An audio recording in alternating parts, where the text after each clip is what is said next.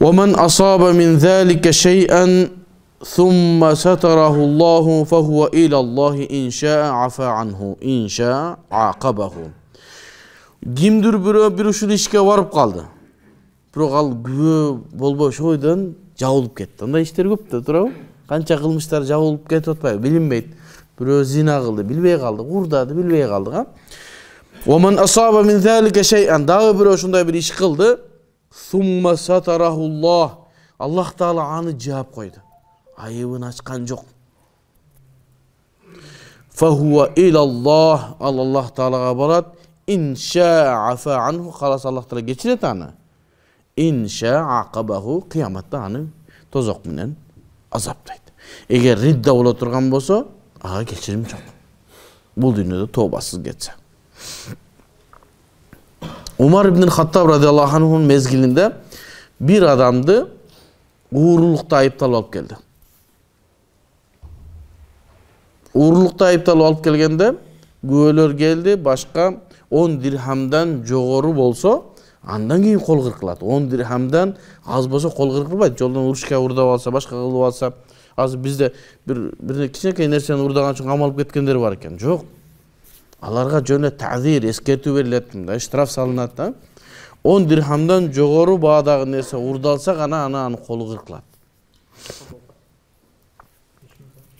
5000 сом 10 дирхам деген махрдын эң аз 10 дирхамбы?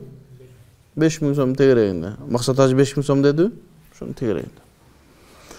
Мен өзүм оюм айтпай эле коеюн. Адамдар бир нерсеге алдын болуп жооп берүүдөн сактаныш керек. Бирөө жооп берди, болду ошого жөнөтө. Киши жооп берет.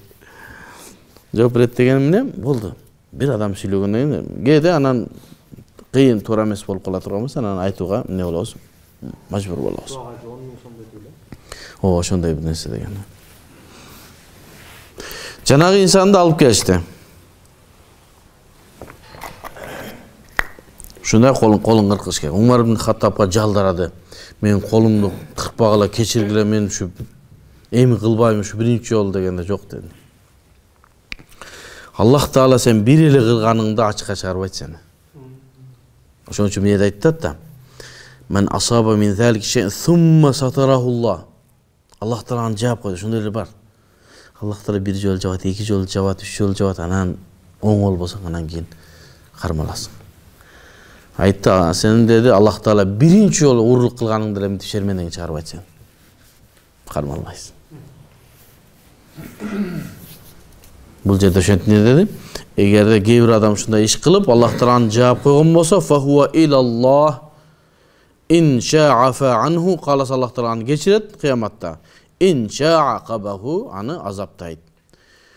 Фабая'наху ала залик Анан ошол сахабалар биз ушул нерсеге анан пайгамбарыбызга байат бердик деди. Бул хадисти имам Бухари рахматуллахи алейхи өзүнүн сахих китебинде, анан Муслим өзүнүн сахих китебинде чыгарган сахих хадис.